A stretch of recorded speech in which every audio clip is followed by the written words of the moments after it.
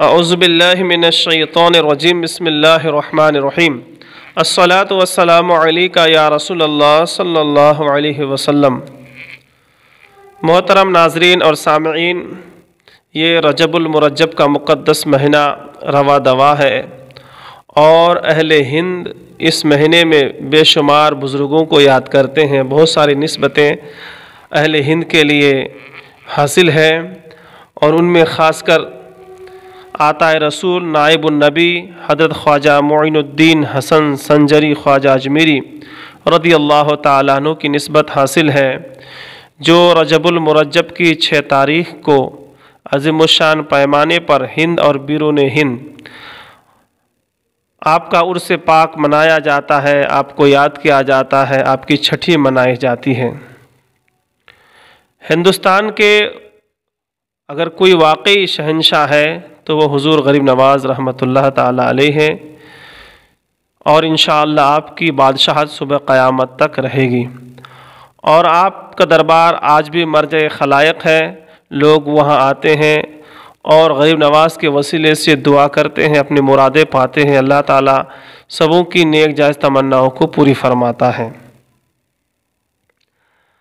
اجمیر شریف جانے آنے کے حوالے سے اور بزرگوں کے دربار میں جانے آنے کے حوالے سے چند بنیادی باتیں بغور سنیں۔ یقیناً حضور غریب نواز کی محبت ایمان کی علامت ہے۔ حدیث پاک کا خلاصہ ہے کہ جس کے دل میں ایمان ہوتا ہے اسی کے دل میں اللہ والوں کی محبت پیدا ہوتی ہے۔ تو غریب نواز سے اگر ہم محبت کرتے ہیں اور ہمارے دلوں میں محبت ہے تو یقیناً یہ ایمان کی وجہ سے ہے۔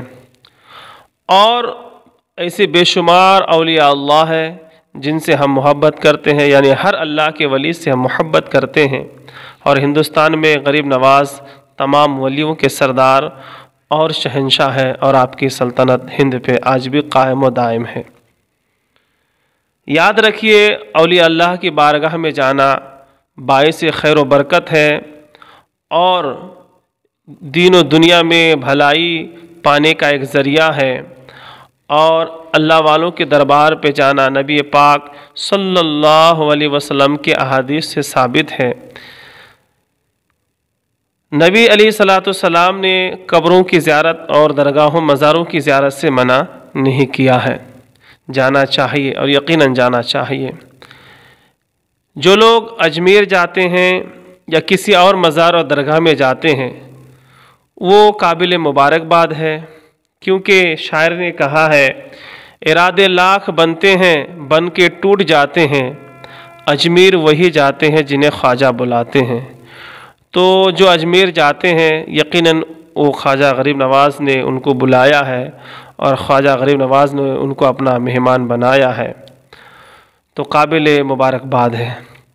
لیکن اسی کے ساتھ میں دوسرا پہلو یہ عرض کرنا چاہتا ہوں کہ اجمیر سے آنے کے بعد یا کسی بھی اللہ والے کی بارگاہ میں جانے کے بعد ہمارے اندر ایک انقلاب آنا چاہیے، ایک تبدیلی آنی چاہیے، ہمارے اندر ایک چینجنگ آنی چاہیے۔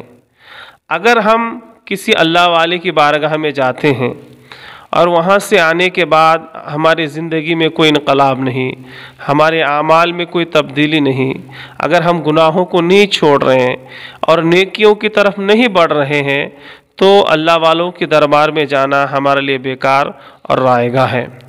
جو بھی اللہ والوں کو مانتے ہیں اور اللہ والوں کے دربار میں جاتے ہیں ان سے گزارش ہے کہ جن کے وہ دربار پہ گئے ان کی تعلیمات کو اپنے اندر سمانے کی کوشش کریں، ان کے تعلیمات پر عمل کرنے کی کوشش کریں، ان کے ارشادات و فرمودات کو عام اور تام کرنے کی کوشش کریں۔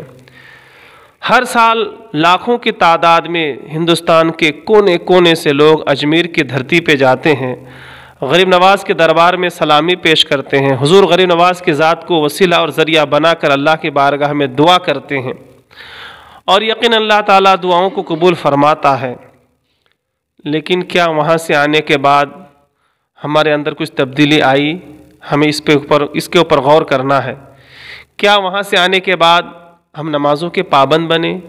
کیا غریب نواز کے دربار سے آنے کے بعد ہم بڑوں سے اچھے سے بات کرتے ہیں، بڑوں کی عزت کرتے ہیں، چھوٹوں سے پیار کرتے ہیں، سنتوں کو عام کرتے ہیں، سنتوں پر عمل کرتے ہیں؟ وہاں سے آنے کے بعد اگر ہم اپنے اندر تبدیلی نہیں دیکھ پا رہے ہیں، اس کا سیدھا سادھا مطلب یہ ہوتا ہے ہم اجمیر تو گئے لیکن بے فیض ہو کے آئے، ہمیں کوئی فیض نہیں ملا۔ حضور غریب نواز کی نظر عنایت سے ہم مستفیض و مستنیر نہیں ہوئے۔ اور جو شخص اجمیر سے آنے کے بعد اپنے اندر انقلاب دیکھے، بیداری دیکھے، تبدیلی دیکھے، اچھے کاموں کی طرف جو بڑھ رہا ہے، اچھے کاموں کو کر رہا ہے، برائیوں کو چھوڑتا ہوا نظر آ رہا ہے، اس کا مطلب وہ اجمیر تو گیا، بافیض ہو کے آیا، غریب نواز کی نظر عنایت رہی اور غریب نواز کا وہ فیض پایا۔ تو اگر ہم غریب نواز کے فیض اپنے اوپر جاری اور ساری ہوتا ہوا دیکھنا چاہتے ہیں تو ضروری ہے کہ غریب نواز کی تعلیمات پر عمل کریں۔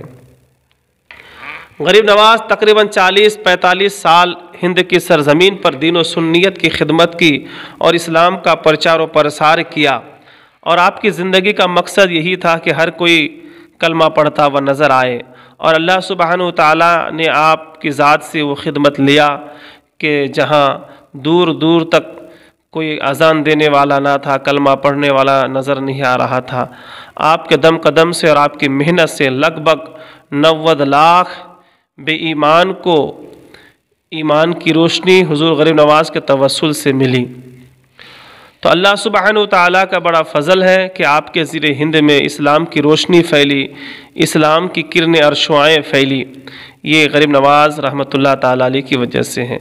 اور یہ بھی سچ ہے کہ آپ سے پہلے بھی اسلام آ چکا تھا اور آپ کے بعد بھی اسلام کو پرچار و پرسار ہوتا رہا اور صبح قیامت تک ہوتا رہے گا، لیکن ایک ذات تنے تنہا اتنے لوگوں کو اسلام کی روشنی سے مالا مال کیے اور داخل اسلام کیے، وہ صرف ذات غریب نواز ہے۔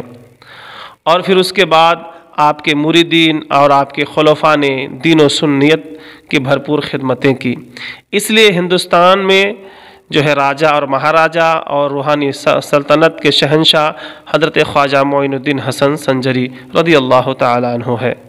باقی دیگر اکابرین اور بزرگان دین کی خدمات سے جو ہے ہمیں یہ نہیں ہے کہ اور کوئی خدمت نہیں کیے، سب کی خدمات اپنی اپنی جگہ ہے، لیکن غریب نواز کی شان اور غریب نواز کی بات الگ ہے۔